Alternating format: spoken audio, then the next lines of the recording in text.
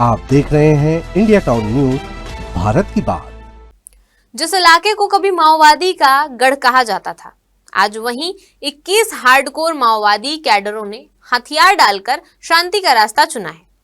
76 लाख के इनामी खुद ब खुद हथियारों से लैस ये कैडर अब लोकतंत्र पर भरोसा जता रहे हैं। आखिर क्या है पूना मार गेम अभियान, जिसने बंदूकधारियों को मुख्यधारा की ओर मोड़ दिया है? क्यों बड़ी संख्या में महिला माओवादी भी आत्मसमर्पण को मजबूर हुई हैं? और सुकमा में कैसे सिमटता जा रहा है नक्सलवाद संगठन का आधार? इन सभी सवालों के जवाब के लिए चलिए आपको ले चलते हैं सुकमा से हमारे संवाददाता डॉक्टर फारूक अली की रिपोर्ट में। सुकमा जिला में एक बड़ा समर्पण हुआ है। इस समर्पण में 21 माओवादियों ने AK-47 के साथ साथ ऑटोमेटिक हथियार के सहित जो है उन्होंने आत्मसमर्पण कर लिया है। और ये समर्पण अपने आप में बड़ा इसलिए है क्योंकि आज देश के जो राष्ट्रपति हैं, महामहिम राष्ट्रपति का बस्तर आगमन हुआ है।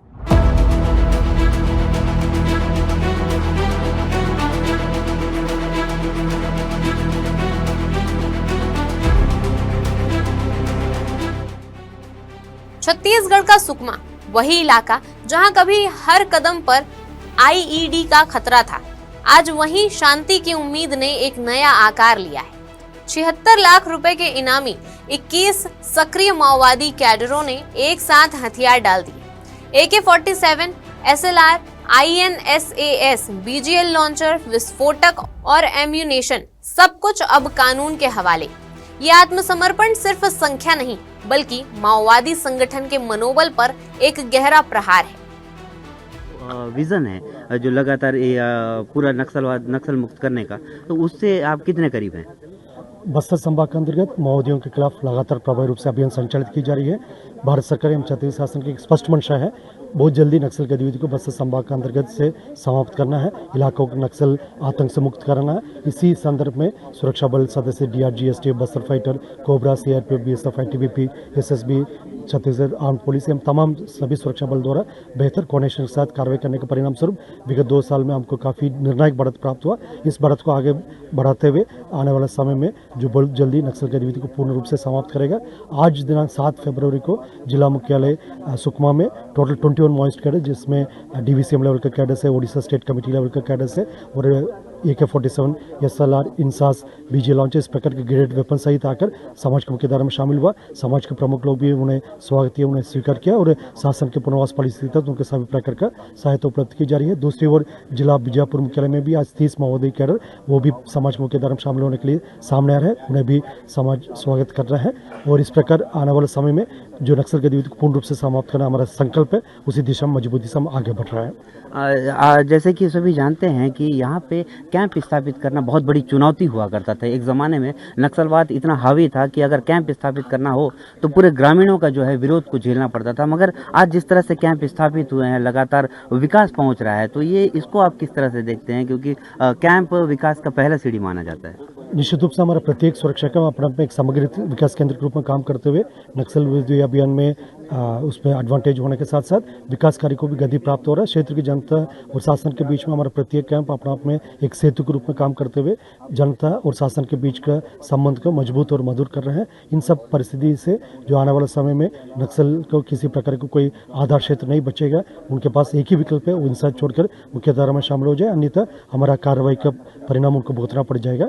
आने वाले समय में हमारा एक संकल्प है जो नक्सल गतिविधि को पूर्ण रूप से समाप्त करके विकास कार्य को गति देकर बस्तर को एक नया पहचान दिलाना, जिला सुकमा, बीजापुर, नारायणपुर, संपूर्ण बस्तर क्षेत्र के एक पॉजिटिव आइडेंटिटी दिलाना हमारा एक लक्ष्य है। उसी लक्ष्य की ओर से हम मजबूती से आगे बढ़ रहे हैं। यह आत्मसमर्पण हुआ बस्तर रेंज पुलिस महानिरीक्षक P. सुंदरराज, सुकमा पुलिस अधीक्षक किरण चव्हाण, CRPF के DIG आनंद सिंह राजपुरोहित और अन्य वरिष्ठ अधिकारियों की मौजूदगी में। आत्मसमर्पण करने वालों में 3 division committee member, 5 area committee member और 13 पार्टी सदस्य शामिल हैं। सबसे अहम बात, इनमें 14 महिला माओवादी कैडर हैं, जो वर्षों से संगठन की रीढ़ मानी जाती है। ये कैडर दरभा डिवीजन, दक्षिण Bastar division, KKBN division Odisha और इंद्रावती एरिया कमेटी में सक्रिय रहे हैं।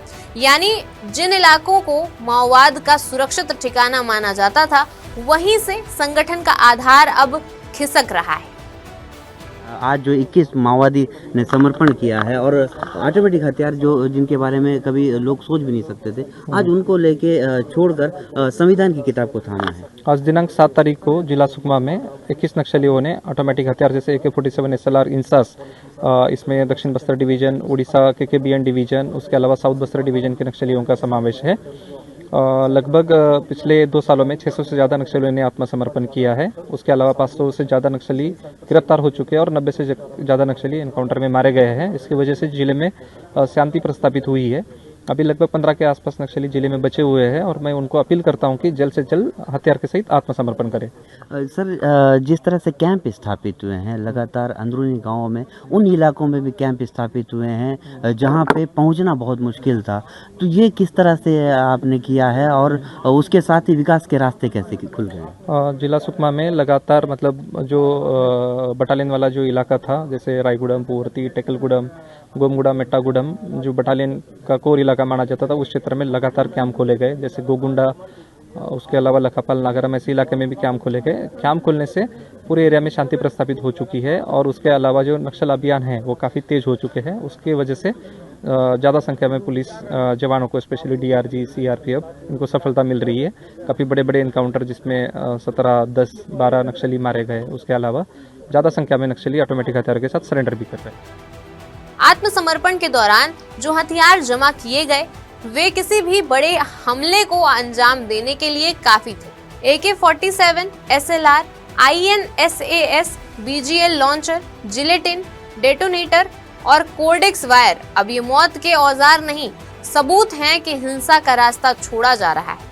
विशेषज्ञ मानते हैं कि नवीन सुरक्षा कैंपों की स्थापना, सड़क कनेक्टिविटी, लगातार सफल एंटी नक्सल ऑपरेशन और शासन की योजनाओं की पहुंच माओवादियों के लिए जंगल अब पहले जैसे सुरक्षित नहीं रहे। जहां कभी उनका दबदबा था, आज वहीं शासन की मौजूदगी है।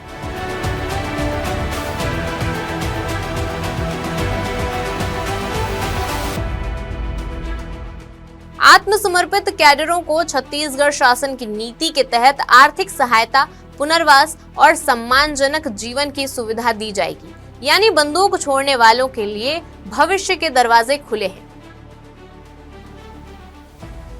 सुकमा से आई ये तस्वीर सिर्फ एक खबर नहीं, बल्कि यह संदेश है कि हिंसा से बाहर निकलने का रास्ता अब मौजूद है।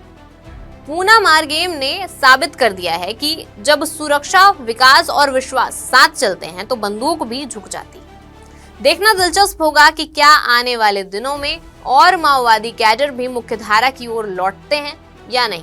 आगे क्या होगा ये तो आने वाला वक्त बताएगा। फिलहाल के लिए इस रिपोर्ट में इतना ही। अब मुझे दीजिए इजाजत और आप देखते रहिए इंडिया टाउन न्यूज, भारत की बात। नमस्कार। आप देख रहे हैं इंडिया टाउन न्यूज, भारत की बात।